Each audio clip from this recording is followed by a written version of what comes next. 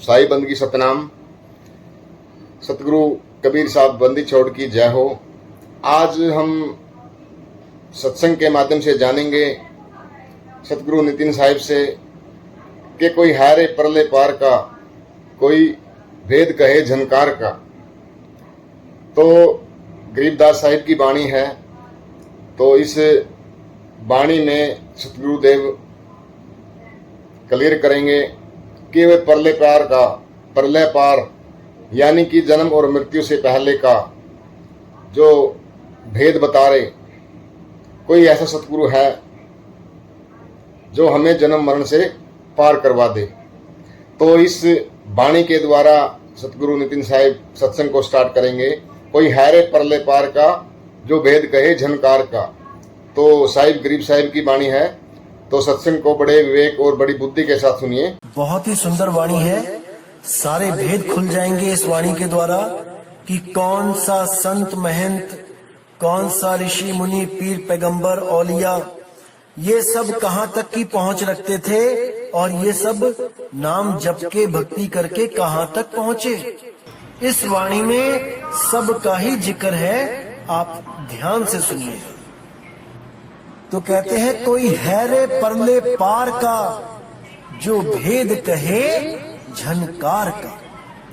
यानी कि कोई एक ऐसा सदगुरु है, वो कामिल मुर्शिद है, जो परले पार का भेद बताने इस दुनिया में आता है। परले पार का भेद यानी जो जन्म मरण के पार की अवस्था के बारे में जानता है। आज जितने भी गुरु इस दुनिया में हैं, वो या तो सब साकार या फिर निराकार को ही परमात्मा मानते हैं। लेकिन जो सतगुरु होता है, जो मालिक होता है, जो परमात्मा स्वयं गुरु बन के आता है, वो इन दोनों ही अवस्थाओं से न्यारी उस अवस्था की बात करता है जहां पर जब हम थे तब ये दुनिया भी नहीं थी। ना निर्गुण ना सरगुण, ना साकार ना निराकार, ना तो तन और ना ही मन। आज अगर आप किसी भी गुरु से पूछेंगे कि परमात्मा कहाँ रहता है, तो वो बहुत ही आराम से आपको बताएंगे कि परमात्मा आपके शरीर के अंदर रहता है और उसको नाम जप के प्राप्त किया जा सकता है। अब केवल एक ये सवाल अगर पूछ लिया जाए इन गुरुओं से कि आज तो आपने कह दिया कि परमात्मा हमारे शरीर में रहता है, क्योंकि शरीर साक्षात हमारे सामने है और बाहर दुनिया में हम ये मान भी सकते हैं, समझ भी सकते हैं कि वो किसी पेड़ पौधों में, किसी पत्थर मूर्ति में, किसी 84 लाख जूनों में तो हमें मिलने वाला नहीं, मत्थे टेक के वहां पूजा पाठ करके तो हमें मिलने वाला नहीं। इसलिए हम बहुत जल्दी मान जाते हैं कि परमात्मा हमारे शरीर के अंदर रहता है, क्योंकि हमारे शरीर के अलावा और कोई ऑप्शन ही नहीं है जहां पे हम परमात्मा को ढूंढें। क्योंकि बाहर तो खोजत खोजत सारी दुनिया ही खोज के थक चुकी है, वो किसी को मिला नहीं। तो हम बड़े आराम से यकीन कर लेते हैं जब कोई भी कहता है कि परमात्मा आपके शरीर में है, क्योंकि हमें वो बाहर नहीं मिल सकता। लेकिन उन गुरुओं से अगर आप केवल एक सवाल मेरी तरफ से ये पूछ लो कि आज तो आप कहते हो कि परमात्मा हमारे शरीर में है, लेकिन जब मेरा शरीर भी नहीं था तब परमात्मा कहाँ था, मुझे इतना बता दो। अभी मेरे सामने शरीर दिख रहा है, इसलिए आप कह रहे हो कि परमात्मा मेरे शरीर में है। मान के रखो कि अभी मेरा शरीर है ही नहीं, अभी मैं पैदा हुआ ही नहीं, तब वो परमात्मा कहाँ है, कौन सा उसका असली घर है। अभी तो मेरा शरीर भी नहीं बना है, तो इसका मतलब परमात्मा भी नहीं आया शरीर में, तब वो कहाँ रहता है। अगर इतनी सी बात पे विचार कर लोगे मेरे भाई, तो बहुत से भरम आपके नाश हो जाएंगे। असल में जो सतगुरुओं ने निर्गुण शब्द जहां यूज किए हैं, सोहम सोहम जहां यूज किया है, त्रिकुटी जहां यूज किया है, इनका मतलब बिल्कुल अलग था। लेकिन अधूरे गुरुओं ने इसका मतलब हमें गलत समझाकर हमें उलझा दिया। जैसे जहां भी पूर्ण संतों ने सोहम का जिक्र किया कि सोहम ध्यान लगाया, तो इन अधूरे गुरुओं ने उसको एक मंत्र घोषित कर दिया या उस सोहम को सांस घोषित कर दिया, जबकि वो शुद्ध सोहम अवस्था जो तू सोहम यानी कि जैसा परमात्मा वैसा ही मैं, उस अवस्था की ओर इशारा करता था। लेकिन अधूरे संतों ने उसको एक मंत्र बना के पेश कर दिया, जपवा दिया, एक श्वासों की धुन बना के पेश कर दिया, उसको जपवा के जन्म बर्बाद करवा दिया। जैसे कई वाणियों में निर्गुण शब्द आता है तो इसका मतलब होता है कि गुणों से न्यारा, निर्गुण, जिसमें कोई गुण नहीं है, उस अवस्था की बात की जा रही है। जो गुणों से, 16 गुणों से भी जो पहले जो अवस्था थी, उस अवस्था तक पहुंचने को निर्गुण बोला गया है। लेकिन अधूरे संतों ने क्या किया, इस निराकार तत्व आकाश तत्व को ही निर्गुण बता के पेश कर दिया और उसी आकाश के लिए बोला कि देखो ये गुणों से रहित है, यही निर्गुण है। इसी आकाश को निराकार बता के दोनों हाथों के बीच दिखा के जीवों को उलझा दिया, जबकि ऐसा बिल्कुल नहीं था। इसी तरह त्रिकुटी का नाम लेकर आंखों के बीच जो तीसरा तिल है वहां पे उलझाया गया। त्रिकुटी का जब आप असली अर्थ जानोगे तो आपको समझ में आएगा कि कुटी मतलब एक स्थान जहां पे कोई रहता है। त्रिकुटी यानी तीसरी कुटी। सुरती के रहने के 3 स्थान हैं। पहला स्थान वो है जहां पे वो हमेशा से थी। दूसरा स्थान है निराकार, जहां पे वो उस निज घर को छोड़ के आई और खुद को निराकार ब्रह्म मान के भ्रमित हो गई। तीसरा स्थान है ये शरीर, जहां पर ये निराकार अवस्था ब्रह्म अवस्था से भी नीचे गिरती है और जीव अवस्था में पहुंच जाती है। तो इसके रहने के 3 स्थान हैं, तन, मन और शब्द। शब्द को त्याग के यहां मन में आई, मन के द्वारा ही तन में आई और इन तीनों में ही उसके रहने का स्थान है। अब संतों ने कई जगह त्रिकुटी बोला तो उसका इशारा था तीसरी कुटी, यानी पहली कुटी तो जहां पे अभी आप रहते हो तन में जीव बन के। दूसरी कुटी जब यही जीव भक्ति करता है तो यही ब्रह्म अवस्था को प्राप्त हो जाता है, उसी को निराकार अवस्था कहा जाता है, वो उसकी दूसरी कुटी है। उस कुटी को भी छोड़ के वो तीसरी कुटी यानी अपने निज धाम को पहुंचता है, अपने निज स्वरूप में पहुंचता है, तो उसको त्रिकुटी कह देते हैं। लेकिन इन अधूरे संतों ने इंगला पिंगला सुषमना को ही त्रिकुटी बोला है, इसीलिए जीव भ्रमित होके त्रिकुटी में ध्यान लगाने लग जाते हैं। इसी तरह हर शब्द की जो गहराई है उसी के साथ एक नकली शब्द भी रचा गया। जैसे कई जगह जिक्र आया कि परमात्मा जब कबीर साहब जब इस दुनिया में नाम देने आ रहे थे तो काल के साथ उनकी गहन चर्चा चली और काल ने पूरा जोर लगाया कबीर साहब को उनके नाम के मुकाबले अपने अधूरे, अपने नकली नाम देने के लिए जो चर्चा करी कबीर साहब से कि तुम एक पंथ चलाओगे मैं 12 चलाऊंगा, तुम एक नाम दोगे मैं 5 दूंगा। तो उसमें ही जैसे कबीर साहब ने बोला कि हे काल निरंजन, मैं अपने बच्चों को छुड़ाने तेरे लोक में आ रहा हूं और मैं वहां पे नाम दूंगा। तो काल बोला कि किसका नाम दोगे? तो कबीर साहब ने कहा मैं परमात्मा का नाम दूंगा, अकाल पुरुष का नाम दूंगा, वाहेगुरु का नाम दूंगा।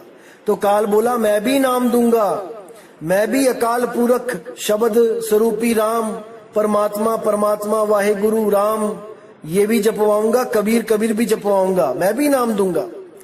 तो कबीर साहब ने बोला कि तू जो नाम देगा वो बोलने में आएगा, मेरा नाम बोलने में नहीं आएगा। तो वो बोला कि मैं भी ऐसा नाम दूंगा जो बोलने में नहीं आएगा, मैं श्वासों के द्वारा जपवाऊंगा जिसमें जीभ नहीं चलेगी, तो जीभ परख नहीं कर पाएंगे कि ये नाम बोलने में आ रहा है कि नहीं।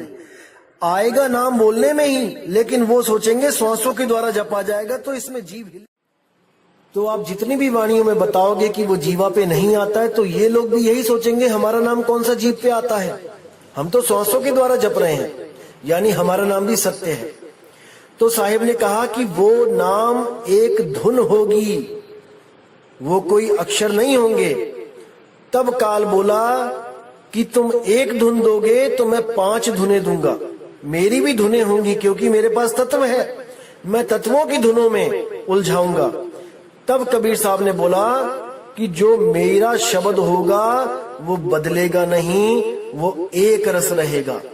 यहां पर आके काल कुछ बोल नहीं पाया क्योंकि उसके पास जो धुनें हैं वो बदलती हैं, 5 तत्वों की धुनें बदलती रहती हैं। तो यहां पर आके काल बोला कि हे महाराज, ऐसा कौन सा नाम है, ऐसा कौन सा शब्द है, मुझे भी बताएं, मैं भी जीवों की मदद करूंगा पार होने में। तब कबीर साहब ने बिल्कुल मना कर दिया कि वो नाम तुझे कभी नहीं पता लग सकता। वो नाम केवल तभी पता लगेगा जीव को जब स्वयं परमात्मा एक गुरु का रूप धारण करके इस जीव को जगाने के लिए दुनिया में आएंगे, नहीं तो उस नाम के बारे में कोई नहीं जान पाएगा। इसीलिए जीवों को जगाने के लिए कबीर साहब ने ये शब्द बोला कि जाप मरे अजपा मरे अनहद भी मर जाए, सुरत समाये शब्द में वाको काल न खाए, ताकि काल के द्वारा चलाए गए सारे नाम एक्सपोज हो जाएं, सारी दुनिया को पता लग जाए कि कौन से नाम सच्चे नहीं हैं जिनका नाश हो जाता है। कौन से नाम? जाप, अजपा, अनहद, यानी जितने भी मंत्र जो जपे जाते हैं उनका नाश हो जाता है। जितने भी मंत्र जो श्वासों के द्वारा जपे जाते हैं, जब श्वासों का नाश हो जाता है तो उन मंत्रों का भी नाश हो जाता है। और जो भी धुनें कान बंद करके सुनी जाती हैं, 5 तत्वों की 5 धुनें, तो तत्व शांत होने के बाद, तत्व खत्म होने के बाद वो 5 तत्वों की 5 धुनें भी खत्म हो जाती हैं। जाप मरे अजपा मरे अनहद भी मर जाए, सुरती समाये शब्द में। अब ये कौन सा शब्द है? ये गुप्त सार शब्द है जिसका कभी अंत नहीं होता, जो निरंतर चलता है। शब्द निरंतर से मन लागा, मलिन वासना त्यागी, उठत बैठत कबहु न छूटे, ऐसी ताड़ी लागी। उसी शब्द निरंतर से जब आपकी सुरती जुड़ जाती है, तब आप उस मुक्त अवस्था को, उस त्रिकुटी को, उस तीसरे धाम में पहुंच जाते हो, जिसके लिए बोला गया है जीव, शिव और पीव। जीव अवस्था तन अवस्था होती है, शिव अवस्था ब्रह्म अवस्था निराकार अवस्था होती है, और उसके बाद जो पीव अवस्था है वो नी अक्षर नी तत्व शब्द अवस्था होती है, शब्द गुरु की अवस्था होती है। तो इसी सुरती के 3 ठिकाने होते हैं और वो जीव और शिव को त्याग कर हमेशा के लिए पीव अवस्था में जाके पीव की तरह ही मुक्त हो जाती है। उसी अवस्था को निर्गुण अवस्था बोला गया है, यानी वहां पर कोई गुण नहीं है, वहां 16 पुत्र 16 गुण नहीं है, वो गुणातीत अवस्था है। उस अवस्था का लेना देना इस 3 लोक से कदापि नहीं है, बिल्कुल नहीं है। लेकिन ये अधूरे गुरु क्या करते हैं, निर्गुण अवस्था को क्या बता देते हैं कि कण कण में व्याप्त ही निर्गुण निरंकार है, निराकार है, जो पानी में भी, हवा में भी है, जल में भी है, मिट्टी में भी है, हर जगह है, उसको निर्गुण बता के जीव को इसी 3 लोक में उलझा देते हैं। जबकि निर्गुण का मतलब होता है निर्गुण, जहां पर कोई भी गुण ना हो, क्योंकि जहां गुण है वहां अवगुण भी है। इसीलिए दोनों से पार गुणातीत अवस्था को ही निर्गुण अवस्था बोला गया है। तो आगे वाणी क्या कहती है, वारहि गोरख वारहि दत्त वारहि ध्रुव प्रहलाद अर्थ, वारहि सुखदेव वारहि व्यास वारहि पारासुर प्रकाश, वारहि दुर्वासा दरवेश वारहि नारद सारद शेष। यानी कोई भी पार नहीं हो पाया, सबके सब वार ही रह गए, इस पार ही रह गए। गोरख दत्त ध्रुव प्रहलाद कितनी भक्ति करी, बचपन से ही 6-6 साल की उम्रों में भक्ति में लग गए, लेकिन दुनिया सोच रही है कि वो मुक्त हो गए हैं, उनको परमात्मा मिल गया, लेकिन नहीं, वो भी परमात्मा को प्राप्त नहीं कर पाए। वो भी केवल पुण्य कर्म इकट्ठा करके स्वर्ग महास्वर्ग में जाके उनको वो स्थान मिला। वारही सुखदेव वारही व्यास, सुखदेव और व्यास ऋषि के जो हम सुनते आए हैं, जो उनकी कहानियां कि वो बहुत बड़े ज्ञानी थे, आत्मज्ञानी थे, नहीं, वो भी नहीं पार हो पाए। वारही पारासुर प्रकाश, पाराशर के बारे में आप जानते ही हो क्या क्या हुआ। वारहि दुर्वासा दरवेश, वारहि नारद सारद शेष, वारहि भरथर गोपी चंद, वारहि सनक सनंदन बंध, सब के सब बंदी रहे, बंधन में रहे। वारहि ब्रह्मा वारहि इंद, वारहि सहस कला गोविंद, ब्रह्मा विष्णु महेश जितने भी थे ये सब इसी तरफ रहे, कोई पार नहीं हो पाया। वारहि शिव शंकर जो सिंह, वारहि धर्म राय आरंभ, वारहि धर्म धाय धर धीर, परम धाम पहुंचे कबीर। परम धाम केवल और केवल कबीर साहब ही पहुंचे थे। पहुंचे क्या, वो तो आए ही वहां से थे, और वो आते ही प्रचार करके वो फिर वापस उसी अवस्था को प्राप्त हो जाते हैं, क्योंकि वो मूल सुरती हैं, वो ज्ञानी सुरती हैं। उनको पता है कि कब कहाँ कैसे आना जाना है, क्या करना है, कैसे स्थिर होना है, सब पता है उनको। ये हम हैं जो भटक जाते हैं, इसीलिए हम आत्मा कहला रहे हैं और वो परमात्मा कहला रहा है। अन्यथा हम दोनों में कोई फर्क नहीं है। वो भी अजर अमर अविनाशी, हम भी अजर अमर अविनाशी, लेकिन हम केवल अपने आप को समझ नहीं पाते, इसलिए सुरती रूप में भटकते रहते हैं। तो कहते हैं ऋग यजुर साम अथर्ववन वेद, परम धाम नहीं लहा भेद। इन चारों में से किसी को भी उस परम धाम का भेद नहीं पता है। इन वेदों में जितनी भी भक्तियां हैं वो सब काल की भक्तियां हैं। इन वेदों के द्वारा जो भी कर्म विधि, कोई भी यज्ञ विधि की जाती है, उससे मुक्ति नहीं हो सकती। कर्म बंधन में ही जीव रहता है और आता जाता रहता है। अलल पंख अगाध भेव, जैसे कुंजी सुरती सेव। जब वो शब्द मिलता है, वो विहंगम चाल मिल जाती है, तो अलल पंख अगाध भेव, वो सतगुरु पंख दे देता है इस जीव को, इस सुरती को, कि वो सीधी उड़ के अपने मूल में समाती है, अपने परमात्मा के पास पहुंचती है। ना कि वो किसी मंडलों की रूहानी सैर करती है कि एक मंडल हटा तो दूसरा मंडल आया, दूसरा छूटा तो तीसरा मंडल आया, कि भूमियां, पहली भूमि छूटी तो दूसरी भूमि पे पहुंच गए, दूसरी भूमि छूटी तो तीसरी भूमि पे पहुंच गए। अरे मेरे भाई, जब पक्षी उड़ता है तो एक ही भूमि और एक ही आकाश होता है। ऐसा नहीं होता कि वो एक भूमि छोड़ के किसी टीले पे पहुंच गया, फिर उस टीले को, भूमि को छोड़ के कोई पहाड़ पे पहुंच गया, फिर उस पहाड़ से कोई महापहाड़ पे पहुंच गया। वो एक भूमि एक आकाश, एक अवस्था से सीधे दूसरी अवस्था में प्रवेश होती है सुरती। जीव से सीधी पीव में जाती है, ना कि जीव से शिव होती है। इस भरम जाल से मेरे भाइयों निकल आओ। अलल पंख अगाध भेव, जैसे कुंजी सुरती सेव। जैसे इस कुंजी, ताली मिल गई हो, चाबी मिल गई हो उस सुरती को वहां पहुंचने की, और उस किवाड़ को, दरवाजे को खोल के, उस ताले को खोल के सुरती सीधे अपने मूल में जाती है। वार पार थे हा ना था, गरीबदास निर्गुण निगाह। वहां पहुंच के कोई था नहीं, कोई भूमि नहीं, कुछ नहीं।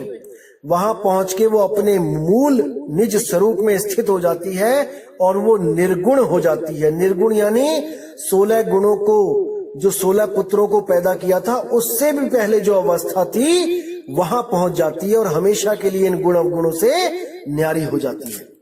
ये तभी होती है जब आपको विहंगम योग कबीर साहब का जब प्राप्त होता है, जिसमें किसी भी देवी देवता की, किसी भी चक्र साधना की कोई जरूरत नहीं होती।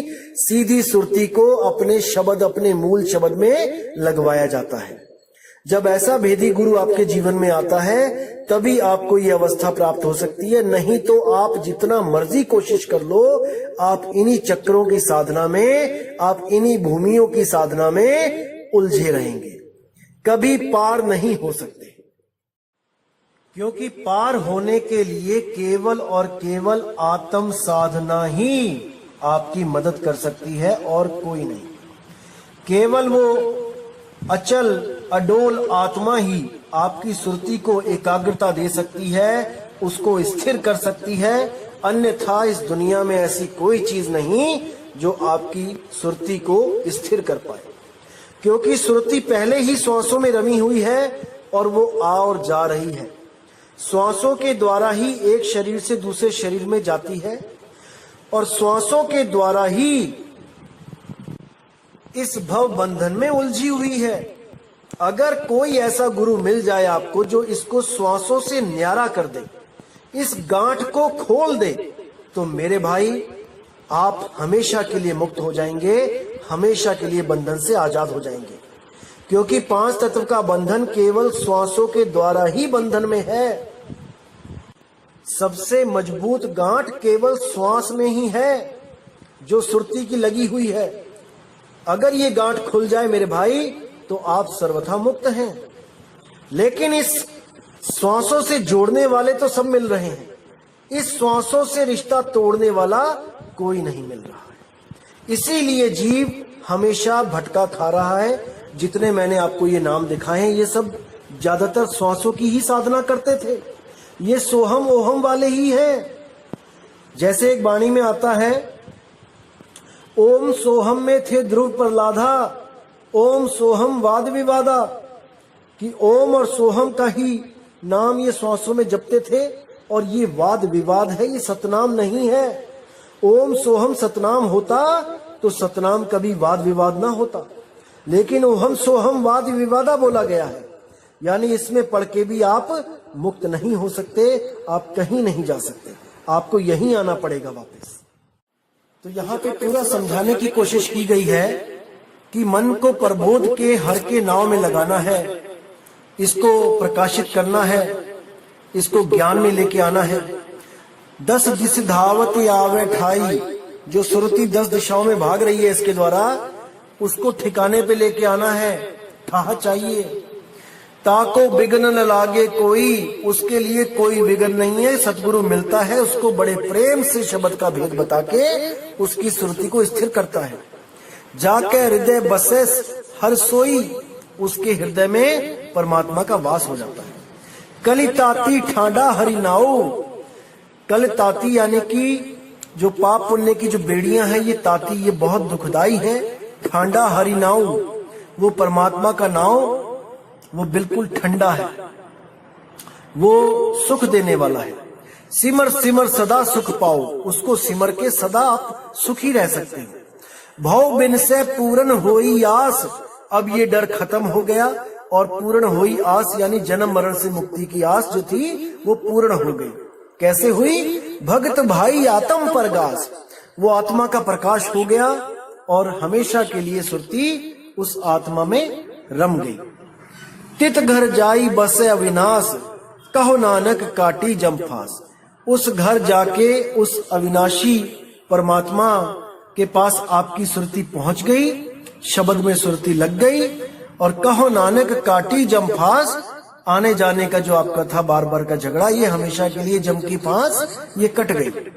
तत्व विचार कहे जन साचा, यानी कि इस तत्व को विचार के, आत्म तत्व को विचार के मैं सच कह रहा हूं। जन्म मरे सो कांचो काचा, जो बार बार जन्मता और मरता है जो तत्व, वो सत्य नहीं है।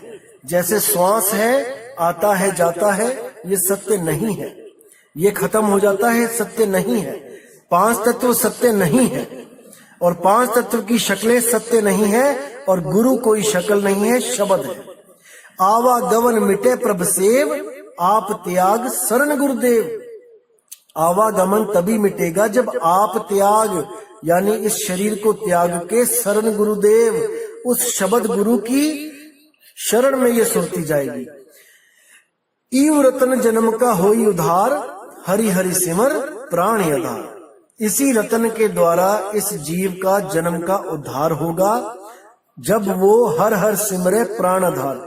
जिस परमात्मा की वजह से ये प्राण भी चल रहे हैं, ये प्राणों का भी जो आधार है, उसको सिमर के ही यहां से हम छूट सकते हैं।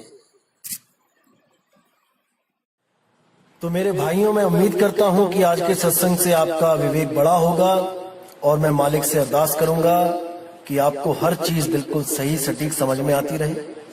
इसी के साथ दोस्तों मैं विदा चाहूंगा। जय गुरु बंदी छोड़ बैराग साहिब, जय गुरु बंदी छोड़ साधु शरण साहिब, जय गुरु बंदी छोड़ बाबा मदन साहिब जी, जय जय सतगुरु बंदी छोड़ सतगुरु सत्य कबीर साहिब की सदा ही जय हो। साहिब बंदगी